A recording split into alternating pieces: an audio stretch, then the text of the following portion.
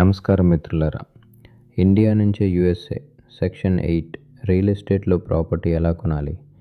ఈ వీడియోలో step by step process తెలుసుకుందాం. స్టెప్ 1, రైట్ టీమ్ బిల్డ్ చేయండి. మీకు ఒక మంచి రియాల్టర్, ప్రాపర్టీ మేనేజర్ మరియు సిపిఏ తోడైతే ఇన్వెస్టింగ్ చాలా ఈజీ అవుతుంది. టెనెంట్ స్క్రీనింగ్, రెంట్ కలెక్షన్ మరియు రిపేర్స్ కోఆర్డినేషన్ వంటి పనులన్నీ మేనేజరే చూసుకుంటారు.